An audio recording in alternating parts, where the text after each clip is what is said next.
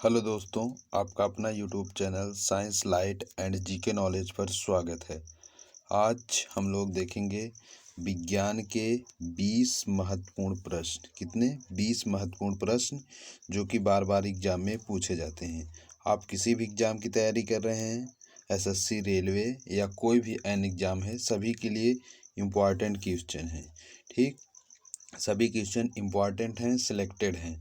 और हमने बायोलॉजी के सभी चैप्टर का एमसीक्यू कराया है, सभी चैप्टर का। ऐसे अगर देखना चाहते हैं चैनल पे वीडियो है, जाकर देख सकते हैं। ठीक, चलिए देखते हैं पहला क्वेश्चन है, अब तक खोजी गई सबसे छोटी जीवाणु कोशिका, मतलब सबसे छोटी कौन सी बैक्टीरिया है? तो इसका ऑप्शन नंबर हो जाएगा, कौन सा option number? Option number C, mycoplasma. Mycoplasma क्या है? एक जीवाणु मतलब बैक्टीरिया है।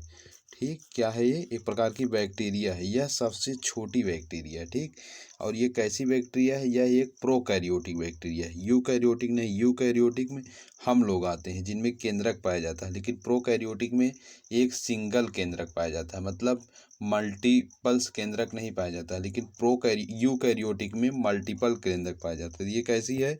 ये प्रोकैरियोटिक है। ठीक, और इसमें कोशिका भित्ति नहीं होती है।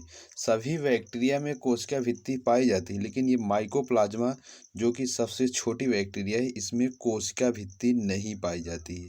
क्या होता है? इसमें कोशिका भित्ति नहीं पाई जाती। ठीक, ये ध्यान रखिएगा।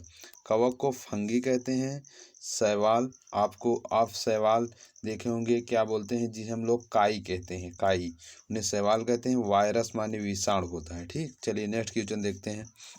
नेक्स्ट क्वेश्चन है, कवकों का प्रयोग किया जाता है। जो आप कवक देखते हैं उनका प्रयोग कहाँ पर किया जाता है? तो इसका ऑप्शन नंबर डी हो जाएगा, उपयुक्त सभी।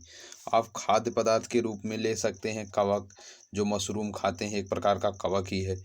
एल्कोहल बनाने में भी कवक का उपयोग होता है, और ब्रेड बनाने में, ये तीनों जगह हम लोग कवक का उपयोग करते हैं। ठीक, इसका ऑप्शन नंबर डी सही है। चलिए नेक्स्ट क्वेश्चन देखते हैं। नेक्स्ट क्वेश्चन है, पादप जगत के वर्ग हैं। जो आप पादप जगत पढ़ते हैं उनके वर्ग क्या कहते? ये क्या होते हैं? ये सभी, ये जो होते हैं थैलोफाइटा, ब्रायोफाइटा और टेरिडोफाइटा, तीनों में विभाजित किए गए हैं। और ये सभी क्या होते हैं? सभी मल्टीपल सेल, मतलब बहुकोशिकीय होते हैं। क्या होते हैं? सभी बहुकोशिकीय होते हैं। ये आपको बता दे रहे हैं, सभी क्या हैं? बहुकोशिकीय हैं, जिसमें केंद्रक होता है। इसमें क्या होता है? सब में केंद्रक होता है। ठीक, ये प्लांट के भाग हैं, थैलोफाइटा, ब्रायोफाइटा, टेरिडोफाइटा। इनके एग्जाम्पल आप लोग याद कर सकते हैं, जैसे थैलोफाइटा का एग्जाम्पल कारा है। ठीक, ऐसे एग्जाम्पल हैं। चलिए नेक्स्ट क्वेश्चन देखते हैं। नेक्स्ट क्वेश्चन है, थैलोफाइटा संघ के अंतर्गत शामिल नहीं है। ऐसा कौन सा चीज़ है जो थैलोफाइटा के अंतर्गत नहीं शामिल है? तो इसका ऑप्शन हो जाएगा स्फेगनम जो सी ऑप्शन है, ये शामिल नहीं है। शैवाल शामिल है, कवक शामिल है, लाइकेन। और आपको बता दें, कवक और शैवाल, जो लाइकेन होता है, लाइकेन, इससे हम लोग क्या बनाते हैं? इससे हम लोग बनाते हैं, यो क्या बोलते हैं, जो पेपर नहीं होता जिससे हम लोग टेस्ट करते हैं, अम्लीय है, क्षारीय है या उदासीनी है, वो पेपर बनाया जाता है। ठीक, और लाइकेन क्या होता है? कवक और शैवाल का मिश्रण होता है। जो कवक होते हैं, कवक प्लस शैवाल, आपको कहीं कहीं एग्जाम में पूछा जाता है, कवक और शैवाल का सहजीवन संबंध कौन सा है? तो लाइकेन है। तो इसका ऑप्शन नंबर सी हो जाएगा, थैलोफाइटा संघ के अंतर्गत स्फेगनम नहीं आता है। ठीक, चलिए नेक्स्ट क्वेश्चन देखते हैं। नेक्स्ट क्वेश्चन है, नाइट्रोजन स्थिरीकरण करने वाले शैवाल हैं। नाइट्रोजन का स्थिरीकरण कौन सा शैवाल करता है? इसका नाम है एनेबीना, नॉनस्टॉक या एनेबीना। तो इसका ऑप्शन नंबर सी सही है, जो नाइट्रोजन का स्थिरीकरण करता है। ठीक, मतलब नाइट्रोजन के जो उर्वरक हैं उनको बढ़ा देता है। और कारा या वोलवॉक्स, ये थैलोफाइटा का एग्जाम्पल है। ठीक, कारा शैवाल का उपयोग मलेरिया के निर्माण में होता है। ये कारा क्या है? एक प्रकार का, ये एक प्रकार का शैवाल है जिसका निर्माण हम लोग कहाँ करते हैं, जिसका उपयोग मलेरिया के दवा बनाने में, ठीक, मलेरिया के दवा बनाने में करते हैं। किसका? कारा का उपयोग रोग के उपचार में, मलेरिया के रोग के उपचार में कारा का उपयोग करते हैं। इसका ऑप्शन नंबर ए सही हो गया। चलिए नेक्स्ट क्वेश्चन देखते हैं। जंतुओं एवं पादपों के वैज्ञानिक वर्गीकरण से संबंधित विज्ञान शाखा क्या कहलाती है? जो जंतुओं, पादपों वैज्ञानिक वर्गीकरण संबंधित क्या कहलाती है? जंतुओं एवं पादपों। इसका ऑप्शन नंबर बी सही हो जाएगा, वर्गीकृत। वर्गीकृत जिसे हम कहते हैं वर्गीकृत, ये सही है इसका। पादपों विज्ञान और संबंधित जंतुओं के वर्गीकृत। ठीक, चलिए नेक्स्ट क्वेश्चन देख लेते हैं। नेक्स्ट क्वेश्चन है, मानव शरीर की किन कोशिका में माइटोकॉन्ड्रिया नहीं पाया जाता? माइटोकॉन्ड्रिया को हम लोग बोलते हैं पावर हाउस ऑफ सेल। क्या बोलते हैं? पावर हाउस ऑफ सेल कहते हैं माइटोकॉन्ड्रिया। ठीक, इसमें पूछ रहा है किसमें केंद्रक नहीं पाया जाता, तो इसका ऑप्शन नंबर सी हो जाएगा, आरबीसी, जिसे हम लोग रेड ब्लड कॉर्पल्स कहते हैं। आरबीसी ये क्या है? ब्लड का एक पार्ट है, ये रुधिराण होता है। इसमें क्या होता है? इसका जीवन काल कितना होता है? 120 दिन। इसमें केंद्रक नहीं पाया जाता है। ठीक, इसका जीवन काल 120 दिन होता है। यह क्या करता है? यह आपके शरीर में जो ऑक्सीजन आती है उसे परिवहन का काम करता है हीमोग्लोबिन के साथ। हीमोग्लोबिन के कारण जो ब्लड में रक्त लाल होता है, उसी के साथ आरबीसी क्या करता है? ऑक्सीजन को परिवहन करता है आपके शरीर में। और श्वेत वर्ग क्या है? ये आपके शरीर की इम्यूनिटी मतलब क्षमता को प्रदान करता है, जिसे हम लोग व्हाइट ब्लड सेल। इसका जीवन काल 7 दिन होता है। ठीक, टोटल 7 दिन, लेकिन इसका 120 दिन। और यकृत कोशिकाओं में माइटोकॉन्ड्रिया पाया जाता है, श्वेत में पाया जाता है, मांसपेशी कोशिकाओं में भी केंद्रक माइटोकॉन्ड्रिया पाया जाता है, लेकिन लाल रक्त कोशिकाओं में केंद्रक माइटोकॉन्ड्रिया नहीं पाया जाता है। चलिए नेक्स्ट क्वेश्चन देखते हैं। नेक्स्ट क्वेश्चन है, जीवाणु की खोज किस वैज्ञानिक ने की थी? जो बैक्टीरिया होती है उसकी खोज लीवेनहॉक ने की थी। लीवेनहॉक और किसकी खोज किए थे? इन्होंने जो आपकी क्या बोलते हैं लिविंग सेल है, जो आपकी ब्लड जो लिविंग कोशिका है, जीवित कोशिका, उसकी खोज की थी। किसकी? जीवित कोशिका, जीवित कोशिका। और पूछे अगर क्या बोलते हैं मृत कोशिका की किसने खोज की थी? तो रॉबर्ट हुक। रॉबर्ट हुक ने मृत कोशिका की खोज की थी, लेकिन जीवित कोशिका की खोज लीवेनहॉक ने की थी, जो कि एक बैक्टीरिया की भी खोज की थी। चलिए नेक्स्ट क्वेश्चन देखते हैं। नेक्स्ट क्वेश्चन है, मृदा में धान का उत्पादन बढ़ाने वाले मुक्त जीव जीवाणु कहलाते हैं। जो आपके जिससे धान की खेती कर रहे हैं उसमें मृदा में धान का उत्पादन बढ़ाने वाले मृत जीव क्या कहलाते हैं? तो इसका ऑप्शन नंबर हो जाएगा एनाबीना। एनाबीना या नॉस्टॉक बताए हैं ना, जो नाइट्रोजन का स्थिरीकरण करते हैं, इन्हें ही बोलते हैं। ठीक, राइजोबियम एक प्रकार का बैक्टीरिया ही होता है। चलिए नेक्स्ट क्वेश्चन देख लेते हैं। नेक्स्ट क्वेश्चन है आपका, पादप जड़ों के संबंध में असत्य कथन चुनिए। जो आप पादप जड़ें होती हैं उनके असत्य कथन क्या है? जड़ें सामान्यतः मूलांकर या रेडिकल से विकसित होती हैं, ये सही है। ये प्रकाश स्रोत की दिशा में विकसित होती हैं, ये गलत है। आप देखते होंगे जड़ प्रकाश की सूर्य की रोशनी में थोड़ा जाती है, ये नीचे जाती है ना, नीचे, जो कि गुरुत्वाकर्षण के मतलब समीप होती है। मतलब जिस दिशा में गुरुत्वाकर्षण लगता है जमीन के नीचे, उसी दिशा में जड़ जाती है, ना कि प्रकाश की दिशा में। ये लिख रहा है ये प्रकाश स्रोत की दिशा में होती है, ये गलत लिख रहा है। तो इसका ऑप्शन नंबर बी सही हो जाएगा। जड़ों का अंतिम सिरा मूल गोल, जो अंतिम जड़ का नीचे वाला होता है, उसे रूट कैप के द्वारा सुरक्षित रहता है, बिल्कुल ये भी सही है। एक बीजपत्री द्विबीजपत्रियों में जड़ों में भिन्न होती है, सही है। जो एक बीजपत्री होती है, जो द्विबीजपत्री होते हैं, उसके जड़ों में भिन्नता पाई जाती है, ये भी सही। इसका ऑप्शन नंबर बी गलत है, जो कि ऑप्शन बी सही है। ठीक, चलिए नेक्स्ट क्वेश्चन देखते हैं। नेक्स्ट क्वेश्चन है, ऐसी जड़ें जो मूलांकों रेडियल के अतिरिक्त किसी अन्य भाग से विकसित होती, वे जड़ें क्या कहलाती? मतलब आपके जैसे जो जड़ों से ना विकसित हों, किसी अन्य स्वास्थ्य से तना से हो जाएं, तो उन्हें हम लोग क्या कहते हैं? तो उन्हें अपअस्थायी जड़ें बोलते हैं। क्या कहते हैं? इसका ऑप्शन नंबर बी सही हो जाएगा, अपअस्थानीय। अपअस्थानीय जड़ें कहते हैं इन्हें, हम लोग क्या कहते हैं? अपअस्थानीय। मतलब इन्हें फाइबरस रूट, इंग्लिश में फाइबरस रूट, इन्हें रेशेदार जड़ें कहते हैं। आप लोग रेशेदार जड़ें सुने होंगे, रेशेदार जड़ें, ठीक, जिन्हें हम लोग तने से प्राप्त करते हैं। जैसे गन्ना हो गया, ठीक, गन्ने हो गए, गन्ने हम लोग कहाँ से प्राप्त करते हैं? तने से। इन्हें क्या बोलते हैं? Fibrous root. ठीक, चलिए नेक्स्ट क्वेश्चन देखते हैं। नेक्स्ट क्वेश्चन है, निम्नलिखित में से किसे रेशेदार जड़ तंत्र कहा जाता है? अभी क्वेश्चन आया था अपस्थानीय जड़ें, इसका ऑप्शन नंबर ए सही हो जाएगा। मूसलाधार जड़ें अभी आपको बताए हैं, जो रूट कैप होता है नीचे, उसे मूसलाधार जड़ें कहते हैं।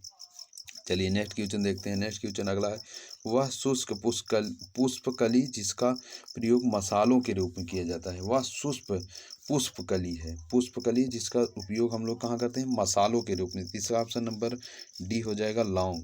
लौंग जो होती है इसका उपयोग हम लोग कहाँ करते हैं, मसालों के रूप में। यह कैसा है, यह एक सदाबहार पौधा है। कैसा है, ये एक सदाबहार पौधा है। ठीक, इसका उपयोग हम लोग कहाँ करते हैं, मसालों के रूप में। ये क्या है, पुष्पकली का पार्ट है। ठीक, चलिए नेक्स्ट क्वेश्चन देख लेते हैं। मानव शरीर में सबसे बड़ी ग्रंथ पूछ रहा है, तो इसका ऑप्शन नंबर हो जाएगा यकृत। यकृत सबसे बड़ी ग्रंथ है, लेकिन पूछे अगर सबसे बड़ी अंतःस्रावी ग्रंथ, तो ये हो जाएगा थायराइड। थायराइड जो आपके गले में पाई जाती है, यह सबसे बड़ी सबसे बड़ी अंतःस्रावी ग्रंथ है। लेकिन सबसे बड़ी, और पूछे आपके शरीर में सबसे बड़ा अंग भी कौन सा है, यही है आंतरिक अंग। और बाहरी अंग पूछे तो त्वचा।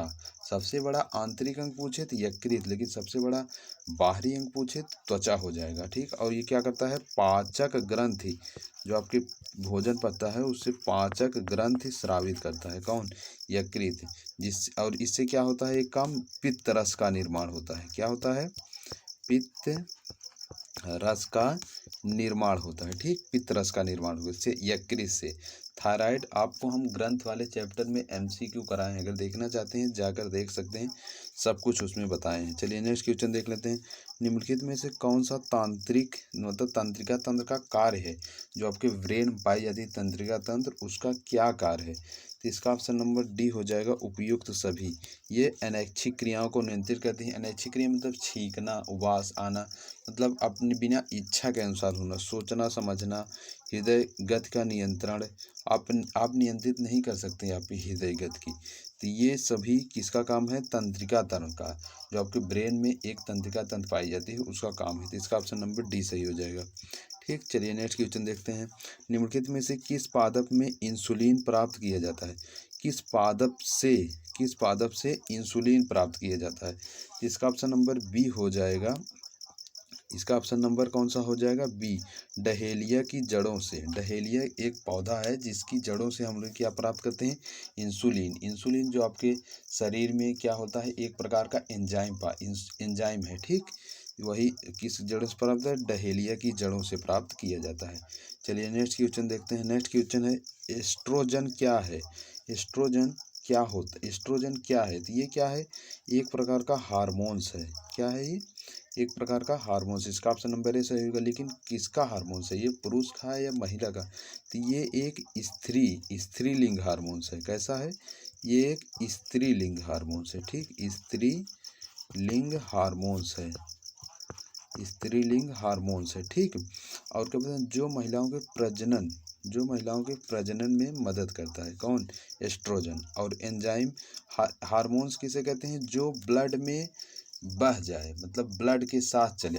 एंजाइम ब्लड के साथ नहीं चलता है। प्रोटीन पढ़ाए हैं, विटामिन का वीडियो हम बताए हैं, एमसीक्यू भी कराए हैं, इसका मतलब सब पे बताए भी हैं कि विटामिन B1 की कमी से, B2 की कमी से सभी रोग, सभी के रासायनिक नाम सब कुछ बताएं। देखना चाहते हैं प्लेलिस्ट में वीडियो जाकर देख सकते हैं। चलिए नेक्स्ट क्वेश्चन देखते हैं। मनुष्य के नर जनन तंत्र में कौन सा अंग शामिल नहीं है। जो आपका मनुष्य का नर जनन अंग तंत्र है उसमें कौन सा है जो शामिल नहीं है, तो ये अंडाशय, जिसे हम लोग ओवरी कहते हैं। इंग्लिश में क्या कहते हैं, ओवरी। ये कैसा भाग है, ये स्त्री का मादा जनन अंग है। मादा जनन अंग है। ठीक, मादा जनन अंग है। कौन सा, ये अंडाशय या ओवरी मादा जनन अंग है। ये वृषण आपके टेस्टी जिसे बोलते हैं, ये नर जनन अंग। अधिवृषण ये भी है, और शुक्राशय ये भी है। चलिए नेक्स्ट क्वेश्चन देखते हैं, जिसका ऑप्शन नंबर सी सही है। नेक्स्ट क्वेश्चन है, निम्नलिखित विटामिनों में कौन सा शरीर में भंडारित नहीं होता है। आपके शरीर में कौन सा विटामिन भंडारित नहीं, तो विटामिन सी, विटामिन बी और सी आपके शरीर में नहीं होते, क्योंकि ये किसमें है, जल में घुलनशील है। ठीक, और वो क्या बोलते हैं, ई और के ये कैसा है, ये वसा में घुलनशील है। आपको बताए हैं जल में घुलनशील बी और सी, वसा में ADE के, ठीक, जिसे हम लोग कीड़ा से याद करते हैं। Vitamin A retinol, vitamin C ascorbic acid, vitamin D rickets, vitamin E से बांझपन होता है। ठीक, सभी से रोग के नाम बता दिए आपको। चलिए नेक्स्ट क्वेश्चन देखते हैं। लास्ट क्वेश्चन है, निम्न में से किसका संश्लेषण यकृत द्वारा किया जाता है? तो इसका ऑप्शन नंबर विटामिन के। विटामिन के का संश्लेषण हम लोग यकृत द्वारा करते हैं। विटामिन ए का रासायनिक नाम क्या है? रेटिनॉल। विटामिन बी का थियामिन, विटामिन ई का टोकोफेरॉल, विटामिन के का विटामिन डी का कैल्सीफेरॉल, विटामिन के का नेप्थोकिनोन। ठीक, ये थे लगभग 20 प्रश्न जो कि मोस्ट इम्पॉर्टेंट थे। सभी क्वेश्चन इम्पॉर्टेंट थे, सिलेक्टेड थे। आप किसी भी एग्जाम की तैयारी कर रहे हैं, सभी के लिए इम्पॉर्टेंट थे। और अगर आप लोग पहली बार हमारे चैनल पर आए हैं तो चैनल को सब्सक्राइब करें, लाइक करें और शेयर करें। चैनल को सपोर्ट ज़रूर करें प्लीज़, आप लोगों से निवेदन है। और वीडियो देखने के लिए धन्यवाद।